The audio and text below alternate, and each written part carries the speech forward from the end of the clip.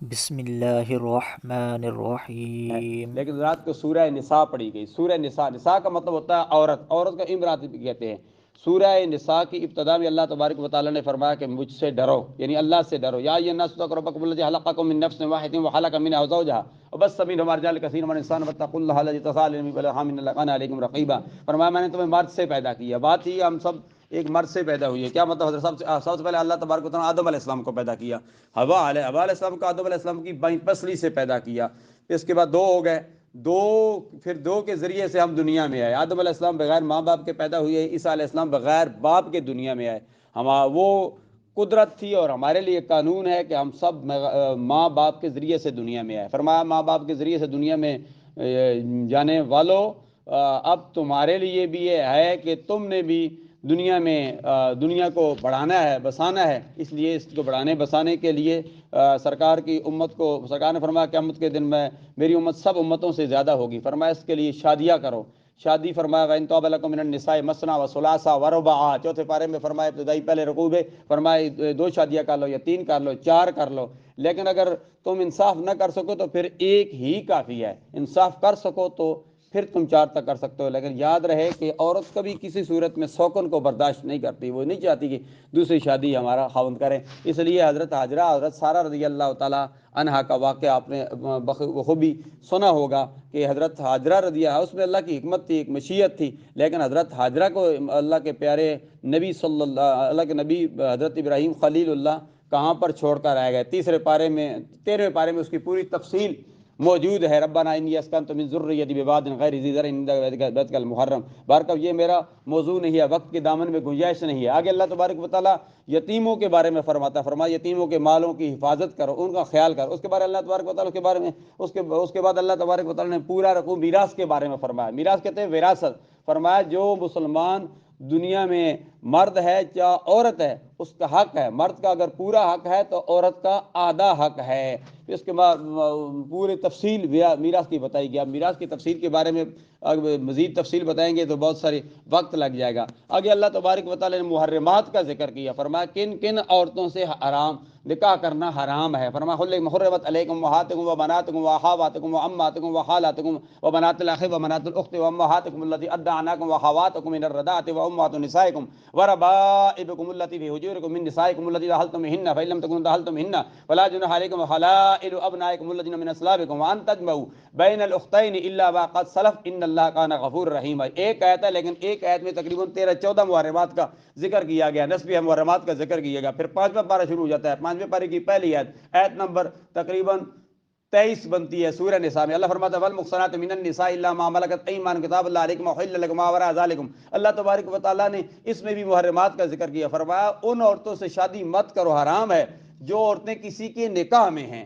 5ویں پارے کی پہلی آیت، جو کسی کے نکاح میں ہیں جب تک وہ ان کو طلاق نہ دے دیں اس وقت تک تم ان سے شادی نہیں کر سکتے۔ الا ما ملکت ایمانکم، اللہ فرماتا ہے کہ لونڈیوں کو تم اپنے پاس رکھ سکتے ہو، ان سے شادی کر سکتے ہو، ان سے نکاح کر سکتے ہو۔ لونڈیوں سے کہتے ہیں جو جنگ ہو، جنگ کے دوران جو عورتیں کافروں کی بیویاں تھیں وہ مسلمانوں کے پاس آ جائیں، وہ لونڈیاں ہوتی ہیں۔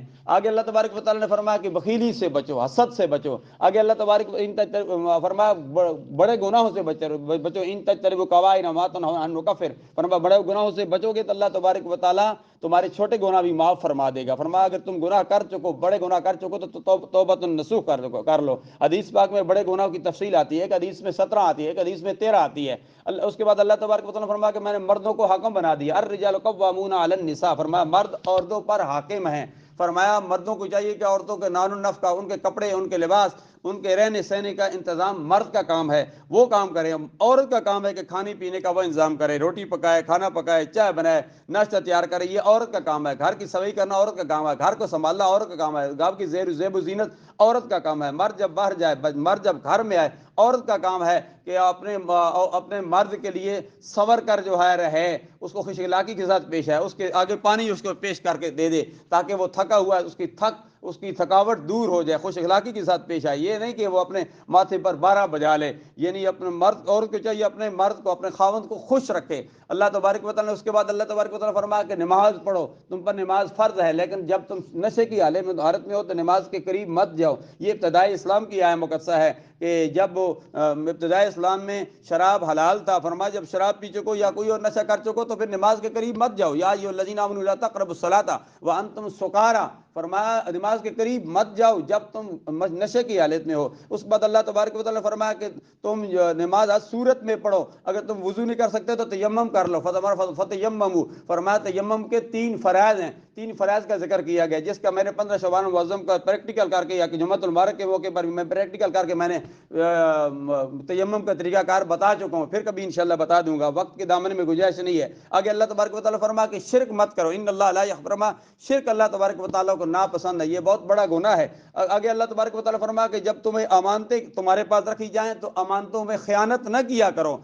بلکہ سرکار کی حدیث ہے، فرمایا منافق کی 4 نشانیاں ہیں: وَإِذَا اؤْتُمِنَ خَانَ وَإِذَا حَدَّثَ كَذَبَ، فرمایا جب وہ بات کرتا ہے تو جھوٹ بولتا ہے، جب امانت رکھی جاتی ہے تو خیانت کرتا ہے، جب وعدہ کرتا ہے وَإِذَا وَعَدَ أَخْلَفَ، وہ وعدہ خلافی کرتا ہے، اور جب جھگڑا کرتا ہے تو گالیاں نکالتا ہے، وَإِذَا أَخْلَفَ وَإِذَا خَاصَمَ فَجَرَ. یہ چوتھی نشانی بھی ایک حدیث پاک میں بتائی گئی ہے. اس کے بعد اللہ تبارک و تعالیٰ نے فرمایا کہ اللہ اور اللہ کے پیارے حبیب صلی اللہ علیہ وسلم کی اطاعت کرو. اس کے بعد اللہ تبارک و تعالیٰ نے فرمایا کہ جن لوگوں پر اللہ تبارک و تعالیٰ نے انعام کیا ہے، فرمایا اولئک الذین انعم اللہ علیہم من النبیین والصدیقین والشہداء والصالحین، میں نے 4 گروہ پر انعام کیا ہے، فرمایا ان کے راستے پر چلو.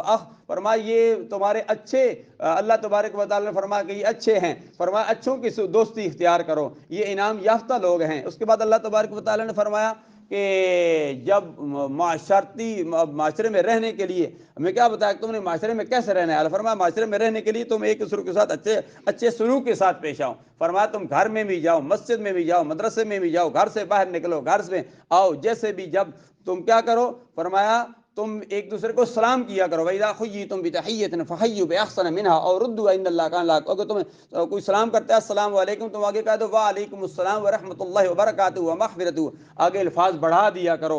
فرمایا ایک بندہ کسی کو سلام کرتا ہے تو اس کو 10 نیکیاں ملتی ہیں، جب آگے سلام وبرکاتہ پھر 20 نیکیاں، پھر 30 نیکیاں، پھر 40 نیکیاں، جتنے آگے الفاظ بڑھاتے جاؤ گے نیکیاں بڑھتی جائے گی.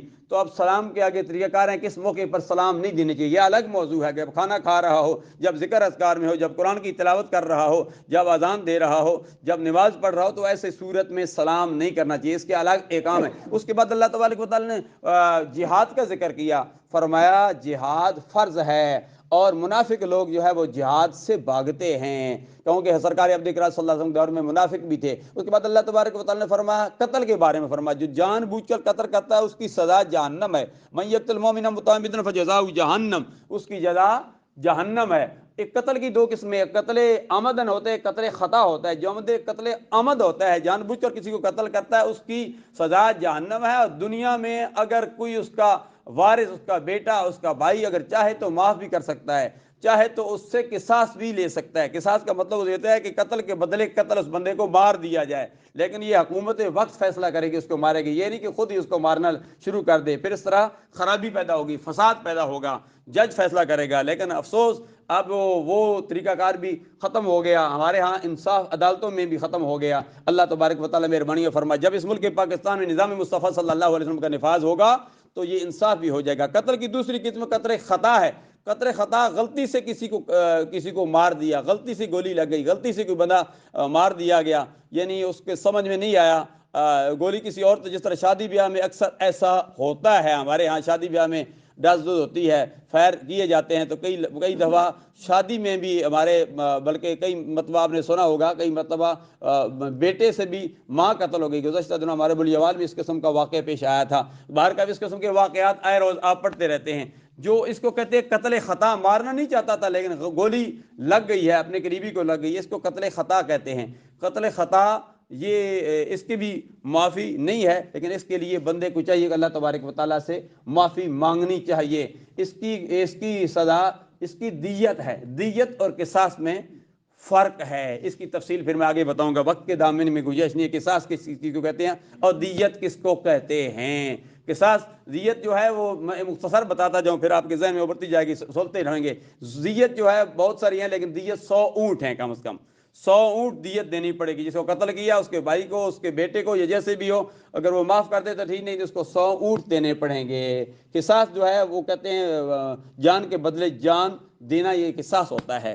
تو دیت کا مطلب خون بہانے کا دیت ہو۔ باقی اس کے بعد اللہ تبارک و تعالیٰ نے نماز کا ذکر کیا کہ مسافر پر بھی نماز معاف نہیں ہے، جنگی حالت میں بھی نماز پڑھنی پڑے گی۔ جنگی حالت میں نماز پڑھنے کا، جس کو صلاۃ الخوف کہتے ہیں، اس کا ایک الگ طریقہ کار ہے، لیکن مسافر کی نماز کیا ہے؟ فرمایا مسافر جب نیت پوری کر لے، 15 دن سے کم کی نیت کر کے میں نے راول پنڈی میں لاہور میں ٹھہرنا ہے، 14 دن تک ٹھہرنا ہے، تو وہ 14 دن لاہور میں ٹھہرا رہے، کراچی میں ٹھہرا رہے، 14 دن تک وہ نماز قصر ادا کرے گا، یعنی 4 فرض کو 2 فرض پڑھے گا، سنتیں اگر وقت ہے تو وہ پورے ہی پڑھے گا۔ اگر 15 دن کا اس نے پورا ارادہ کر لیا تو پھر اس کو پوری نماز پڑھنی پڑے گی۔ اس کے بعد اللہ تبارک و تعالیٰ نے فرمایا کہ شرک بہت بڑا گناہ ہے، ان اللہ لا یغفر ان یشرک ویغفر ما دون ذلک، شرک سے بچو۔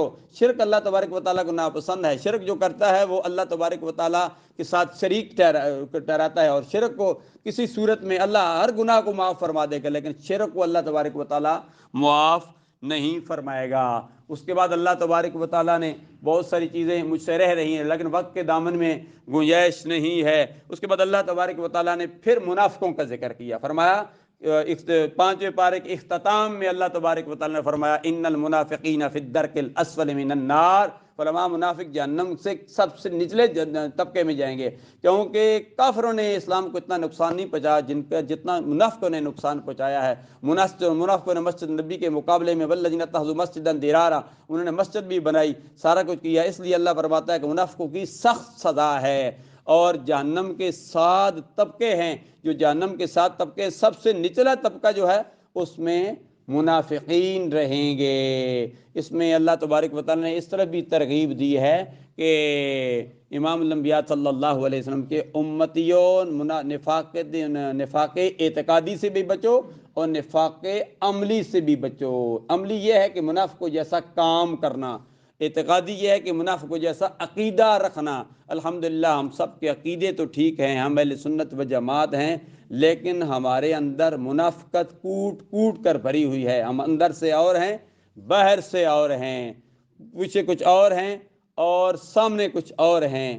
ہم نے اپنے اندر سے منافقت کو ختم کرنا ہوگا، تبھی ہم دنیا میں بھی کامیاب ہوں گے، آخرت میں بھی کامیاب ہوں گے، تبھی وقت پر بارشیں بھی ہوں گی، تبھی سارا نظام ٹھیک ہو جائے گا، زلزلے بھی نہیں آئیں گے۔ رب کی بارگاہ میں دعا کرتے ہیں اللہ تبارک و تعالیٰ جو کچھ میں نے بیان کیا غلطی کوتاہی ہو گئی ہے، کوئی ایسا لفظ میری زبان سے نکل گیا، میں اللہ سے معافی مانگتا ہوں۔ اللہ تبارک و تعالیٰ مجھ پر اور آپ پر، پوری دنیا پر، پورے عالم اسلام پر کرم فرمایا، فضل فرمایا، آمین ثم آمین بجاہ النبی صلی اللہ علیہ وسلم۔